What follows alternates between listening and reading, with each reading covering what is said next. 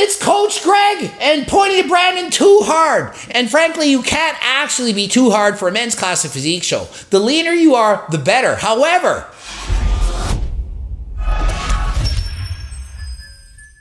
Coach Greg, and is anyone surprised, Brandon Harding took the overall title for Classic Physique at a show on the weekend. Brandon Harding looked amazing, he was shredded, and it was an easy win for him to take on the overall. After the show, he celebrated, ate some well-deserved foods, and is now in preps for his pro card attempt this weekend. I'm going to give you an analysis of his strengths and weaknesses and tell you what does he need to do to get his pro card. And just so you know, his girlfriend, she got second in one class and third in the other. Amazing performance by his girlfriend as well. And imagine just how excited Brandon is right now. He dieted his ass off literally for months to get into his best all-time condition.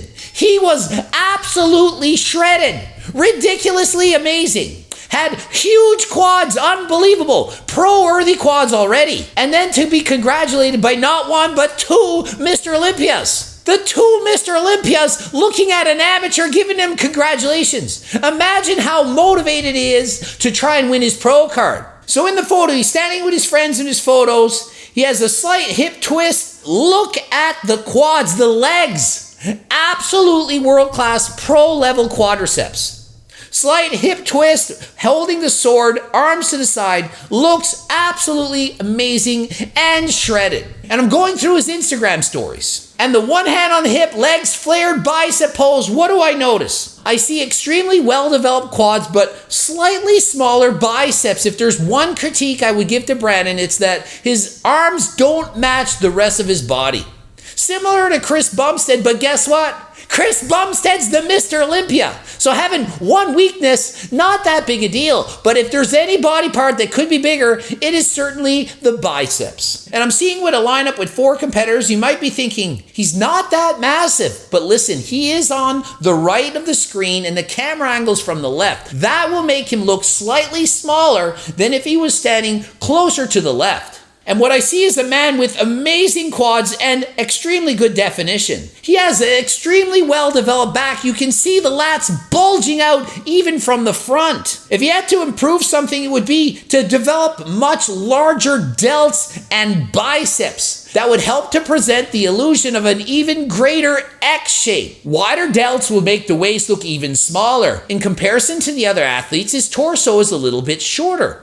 His waist is not as long. It's rather narrow this way, not as stretched out. His legs, on the other hand, are very long and he carries a lot of mass despite being 6 feet 1 inches tall. If he could put on more muscle, especially in the arms and shoulders, or anywhere for that matter, he's going to look more and more impressive as he gets bigger.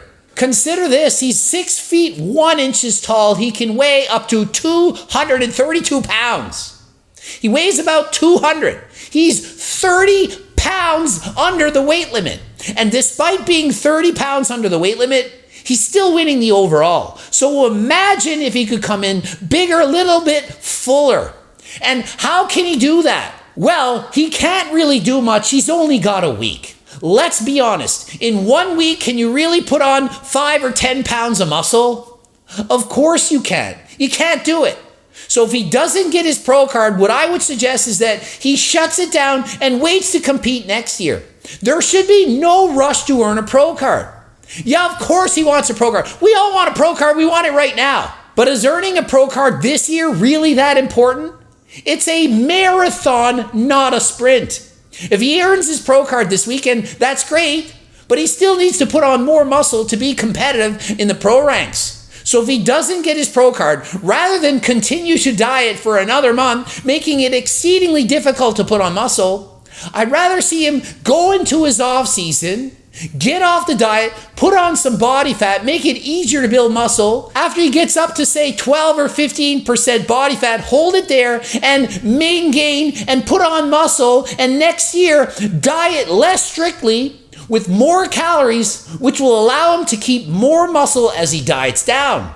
Rather than competing at 200, he competes at 210 next year. And with those additional 10 pounds, he won't be giving up as much mass to the other competitors, which will give him a huge advantage when he competes for his pro card next year. He has amazing structure and looks bigger than he actually is. When you see it on stage posing, especially on his own, he looks massive.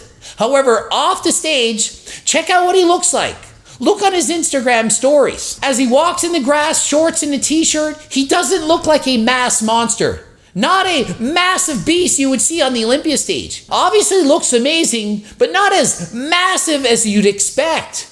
He's 6'1", 200 pounds. Chris Bumstead's the same height, but 230. And even Chris can gain 10 pounds of muscle and still make the weight class. To be competitive in the pro ranks, he needs to add a significant amount of mass. Look in comparison to someone of about the same height, Wesley Vissers. Look at the comparison in muscle density of Wesley Vissers to Brandon Harding. So although he looks amazing in the amateurs, he needs to put on a lot of muscle to compete in the pro ranks. And I know for Brandon, the goal is the Olympia stage. It's not just to turn pro, it's to make the Olympia stage, possibly win it. Who knows? But to do that, he needs a lot more muscle. And to continuously compete and get shredded and to hold it for extended periods of time, it's going to make it harder to put on that muscle. If he doesn't get his pro card this weekend, maybe he gets it a month later. Maybe. But is it actually worth it to try to hold that conditioning for that long and to compete again? He's not going to be able to add the 5 or 10 pounds of muscle in that month. So why not wait till next year? Go into the off season. It's been a hard, long, grueling diet. He's lost a significant amount of muscle. You're going to debate me? He was 215 pounds 3-4 weeks ago, competing at 200 now. That is a significant drop in muscle, and I'd rather see him go into his off season, get healthy, start eating more, as trust me, it is not healthy to maintain 5% body fat eating 18 to 2,400 calories.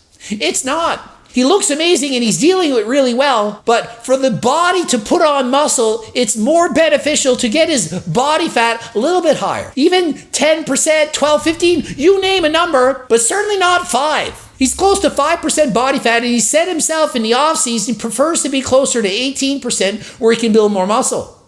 Got to be a happy medium in there somewhere where he can gain body fat, build muscle, and make it easier to get into content shape next year. You have no idea just how exciting it is to be done the show and just to be able to eat what you want finally.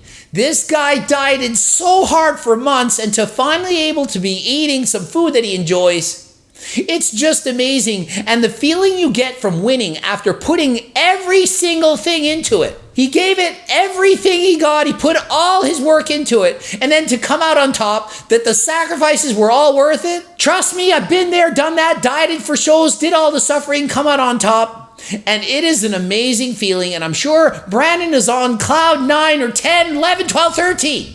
You're as high as you can get. And I'm sure he can't wait to compete next week. And Brandon, you gotta lose the glasses. You don't compete with glasses on. You just don't. It's not part of it. You gotta lose the glasses, get some contacts, LASIK eye surgery. Don't put glasses on when you're competing. It can be distracting. So if there's one tip for next week, going for your pro card, lose the glasses. And from the side, great quads. Look how much muscle and density in the quadriceps. The waist looks tight, very, very lean. Delts, arms, you can see just how much striations he has. And what a well done pose. Elegant. Reminds me of Arnold Schwarzenegger, the double bicep twisting to the side. So much detail. What an amazing quad. What an amazing look. To me, that's a favorite classic pose. If I was him, this would be my favorite classic pose. It looks amazing. Much better than the hand on hip bicep pose, because the bicep for me is a weakness. The back, that's a strength, and the quad's definitely a strength. So by doing a twisting back double bicep, showing the quads and back, that is your look, Brandon. Stick to that pose. And flexing with his girlfriend, look at the mass on the quads. I can't believe it. Look at Brandon's quads. And it's Coach Greg and pointing at Brandon too hard. And frankly, you can't actually be too hard for a men's classic physique show. The leaner you are, the better. However, When you diet to this extent to get that kind of definition, it often comes with the cost of size. And for Brandon, being a younger guy, I'd rather see him come in with more overall mass and be able to compete with the pros. Save the excessive dieting and extreme definition for later once you have more muscle. Best of luck to Brandon, wishing you the best. And if you don't get the pro card, it doesn't matter. It doesn't matter! You'll get it eventually. No worries, it's a marathon, not a sprint. Ending it here. GregDoucette.com for coaching. Greg Doucette, IB Pro. Watch one of those bloops. If you want to get a coach, hire Coach Greg or Team Coach Greg to help you. And don't forget to buy the freaking cookbooks, delicious recipes to help you stay on a diet. And until next time, I am out.